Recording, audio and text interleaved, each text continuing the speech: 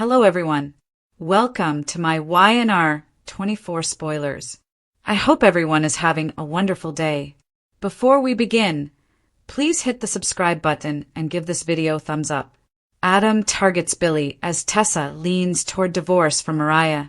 On the Thursday, November 13th, episode of The Young and the Restless, Adam set his sights on humiliating Billy. Danny and Christine planned their wedding. Tessa gave up on her marriage, and sparks flew between Phyllis and Kane. What happened on The Young and the Restless? Mark Grossman as Adam on The Young and the Restless. Danny and Christine met at the Genoa City Athletic Club, and she thanked him for meeting her there. He had a surprise for her inside a bag, but he told she'd have to wait to see the contents. They were there to meet a wedding planner, and although they did a sizable amount of the planning themselves, Christine wanted someone to get into the weeds of it all. She was of the opinion that if someone took care of the minor details, it would help them relax on the most wonderful day of their lives. Danny expressed his gratitude that they were able to reconnect after so many years. He didn't think anything could derail their happiness. He confessed he'd done some secret wedding planning, and despite her insistence, the wedding planner interrupted before he could further query. He recognized Danny from his status as a rock music legend, and the planner wanted to honor his legendary career. Pietro refused to look at any of Christine's notes, and although she wanted a smaller, more intimate affair, he wanted them to have a rock god-style wedding. Pietro was hopeful that the ceremony would be on the scale of Taylor Swift's Eras Tour and Moulin Rouge. Danny and Christine looked a bit horrified as they listened to more grandiose suggestions from the out-of-touch wedding coordinator. He proposed a scenario in which Christine would enter the ceremony from the floor and Danny's classic music videos would play in unison. He imagined Christine riding a motorcycle dressed in leather, but instead he suggested an elephant. Danny played along with the ridiculousness of it all, but Christine found it entirely unhinged. Christine couldn't believe what she was hearing, and the more Pietro spoke, the more Christine felt like her dream wedding slipped out of her fingers. All of Pietro's ideas were out of this world, and when he asked for their input on the ideas, Danny said it was amazing. Christine told him that it was unlike anything she had ever heard, and he requested suggestions from the bridge. She begged for her wedding to be a simplistic affair. He didn't think a couple like them should have a stripped-down ceremony. Danny complimented Pietro's ideas, but he wanted Christine to have whatever she wanted. They finally got through to him and made him realize they wanted a classic, elegant event. He agreed to review Christine's notes to give her the wedding she had always dreamed of. Inside the master bag at the beginning of the episode was revealed to be a box of donut holes, which is the pastry of the ceremony. Phyllis was thrilled to learn that Lucy was spending the summer in Milan with Summer. She told Daniel about Sharon's voicemail and that Noah had improved. He was surprised to hear about his mother and Sharon maintaining contact with each other, but he wanted to focus on planning Lucy's Italian vacation. He recognized that she was spending a lot of time discussing Lucy and not bringing any attention to her own life. Daniel asked for an update on her partnership with Kane, and if she was still intent on conquering the world by his side. She didn't give him a straight answer, and he picked up on her evasiveness. Phyllis told him that things were moving along as planned, but he knew that she was likely up to something nefarious. She proclaimed that she didn't care what he approved of or not, and she quickly left Crimson Lights. Daniel got up to leave as well, but Tessa arrived at the coffee shop on the verge of tears. She explained that she hadn't reached out in a bit because she had made another trip to Boston. Daniel asked how the visit went, and an emotional Tessa collapsed into his arms. Daniel told her not to apologize for breaking down, and he wanted her to explain what happened. Mariah wouldn't see her. Mariah apparently insisted that Tessa not be allowed to see her, and she told both the staff and security to keep her out. The facility recommended that Mariah be kept isolated from outside communication. Despite knowing Mariah was undergoing intensive therapy, she couldn't support Mariah turning her back on her loved ones at home. Tessa believed that her wife was making a calculated choice to shut her out. They took a walk through Chancellor Park, and Daniel tried to get her to see things rationally. Daniel pointed out that the communication cutoff was at the recommendation of the medical staff, so it wasn't entirely Mariah's choice. They believed that Mariah's energy needed to be spent on treatment, not on visits to Tessa. Tessa, however, was not having it. She didn't think Mariah was improving at the clinic in Boston. She wanted Mariah to leave that clinic and come closer to Genoa City to heal closer to her family. Tessa was afraid Mariah could pull further away with time. Despite Mariah nearly killing a man, the only thing Tessa felt like was killed by Mariah's actions was their marriage. Tessa was ready to let go of her marriage and move on with her life. Daniel didn't think their love story was over, but it was merely a blip on their long journey together as a couple. Tessa didn't think it was fair to their daughter, and Mariah's actions spoke loudly, and her words spoke even louder. Daniel tried to get Tessa to play things out, but inevitably he agreed to be a good friend who would simply be there for her, however she needed him. He wondered what a good friend should do moving forward. She said that if it comes to divorce, she'll need a strong shoulder to lean on. Daniel didn't think this was the end of their marriage, but she was unwilling to put their daughter through any further hardship. He believed it was a significant leap. Tessa, on the other hand, didn't see any viable alternatives for her future. Cain asked for a coffee at Society, but he was immediately flanked by Adam, who continued his taunts. Adam wondered why Cain was busy eating breakfast at a restaurant instead of figuring out who unleashed his AI program against him. Cain knew Victor was behind the attack, but Adam wanted him to second-guess his hypothesis. Cain vowed to find evidence that Victor was behind the theft, but Adam had questions for the fallen titan of business. He inquired as to why someone like Cain would continue to focus on Victor when he had so many enemies in Genoa City. Several people died because of Cain's antics in Nice, so Adam laid out the possibility that anyone could have swiped the program. Cain asked if Adam aided Victor in stealing the program. Adam thought that Victor didn't need the program to showcase his power. Still, Cain was insistent that the truth about who made off with the software would come to light. Adam urged Cain to get back on one of his many trains and scurry back to where he came from. Cain was primed to fight back harder, and Victor, or whoever else, would contend with his wrath once he uncovered the truth. Adam wondered how Cain could exact revenge against whoever had wronged him. He suggested Cain pack things up and depart Genoa City with whatever he hates left. He brought up the division between Cain and his children/Lily, and taunted him about his company being left in ruins. Adam couldn't think of a better thing to happen to Cain, but Cain flipped the script and thanked him.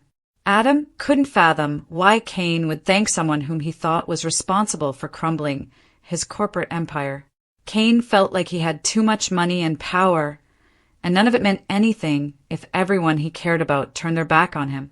Adam indicated that there might be others for whom he should express gratitude and agreed to convey the message. Cain was asked by Phyllis if he meant it when he said he wasn't upset about the program. Cain said if she was behind the theft and handed it over to Victor, she was also owed his gratitude. Phyllis said that Cain's sad act was ridiculous and that his life wasn't ruined. She assured him she didn't steal his program, but he reminded her that his tech team would sniff out the guilty party. Cain was certain that they'd uncover a breadcrumb left behind by whomever betrayed him. Cain complimented Phyllis's ability to remain focused on whatever prize she had in mind, remaining unwavering in the immense pressure around her. He asked her if Victor had promised her arabesque in exchange for handing over the software. Phyllis wanted to celebrate Cain's new attitude that stemmed from the downfall of his company. He believed that she was mocking his mindset, but she denied that. She was certain he'd find a way to rebuild. However, it wasn't at the top of his priority list. Cain was more focused on making amends to Lily and the twins, and his company served as a distraction against that. All he wanted was to make things right with his kids, and he needed Phyllis's help to do so. He wanted Lily back, and she was the key to making that happen. Phyllis reminded him that other women in Genoa City would accept him for who he was in the present, rather than relying on memories. Adam visited Victor at the Newman Ranch and asked for any updates on Michael's investigation into Mitch and Sienna Beckel. Victor admitted there were a few promising leads, and Adam was happy to see him and Michael on better terms. Adam was puzzled that Kane was barely fazed by his company's collapse due to the AI program. Victor thought it was an act, and Kane would ultimately find a way to strike back. He wanted an update from Adam about his distraction plan against the Abbotts. He planned to use Abbott Communications, and Adam wanted to convince the mystery investor to withdraw the funding. He didn't think it would be difficult to do. Adam intended to break the news at Billy's launch party. Sparks fly, backed in a corner. The Young and the Restless spoilers for Friday, November 14th, reveal some interesting moments as Genoa City heads into the weekend. Sparks fly between two exes, while someone is backed into a corner, and someone stumbles upon two characters in a compromising position. What's on the horizon for Friday's show? Time to find out. The shock of Lily Winters the Young and the Restless spoilers for Friday, November 14th, suggests that Lily Winters will catch Kane Ashby and Phyllis Summers in a compromising position. Kane and Phyllis were getting very close during the November 13th episode as they bantered back and forth about who stole his AI software. Will Kane and Phyllis do more than banter? Will they reach in for a kiss, or will Lily catch them doing more? Noah Newman's backed into a corner. Over in Los Angeles, Noah Newman will be backed into a corner. With that said, who will be doing this? His father and mother, Nick Newman and Sharon Newman, or someone else? Read this. The Young and the Restless spoilers November 17th to 21st. Claire challenges Audra. Matt's underhanded tactics and a wedding. Nick and Sharon were grilling Noah about Sienna Bacall and their romance, and when they mentioned that Mitch Bacall was really Matt Clark, he shunned them from his hospital room. Will Mitch/Matt pay Noah a visit on Friday's show? Sparks fly between two exes. Finally, the Young and the Restless spoilers for Friday reveal that Nate Hastings and Victoria Newman won't be able to ignore their chemistry.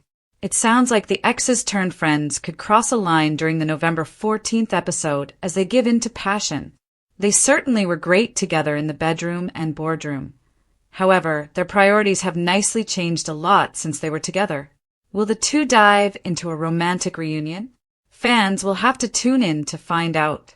The late autumn air in Genoa City felt unusually charged on a Thursday, November 13th episode of The Young and the Restless, as threads of betrayal, heartbreak, ambition, and revenge wound themselves tightly around nearly every character.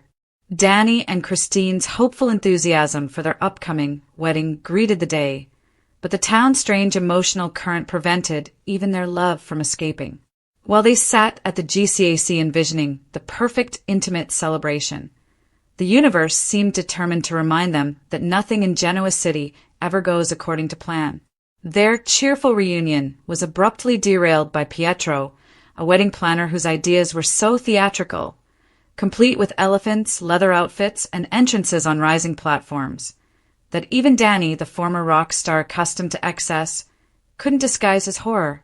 Christine's dream for a simple, elegant wedding seemed to teeter on the edge of absurdity as Pietro insisted on staging an event with the pageantry of a Taylor Swift tour. Yet even the comedic chaos of their meeting paled in comparison to the emotional unraveling taking place across town, where Tessa, exhausted and hollow-eyed from her latest trip to Boston, arrived at Crimson Lights and collapsed into Daniel's arms. Her pain came in waves, raw and unrestrained, as she recounted how Mariah, still deep in intensive therapy after the violent incident that nearly destroyed their lives, had refused to see her. Despite medical staff urging strict isolation, Tessa couldn't shake the belief that Mariah's refusal was personal. She felt pushed out, locked out, erased.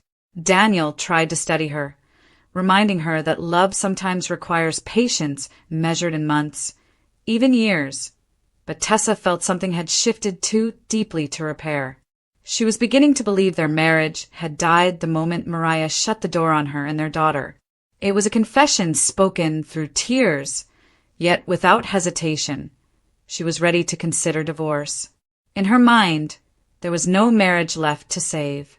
Even as Daniel tried to soothe her, one truth remained unshakable. Mariah's actions, intentional or not, had ruptured something vital in Tessa. The fear of losing her wife forever had calcified into resignation. She didn't see the point in fighting when she was the only one reaching across the chasm. And as she and Daniel walked through Chancellor Park, the winter leaves scattering around them, she found herself mourning a love story she had never expected to end, but now felt powerless to revive.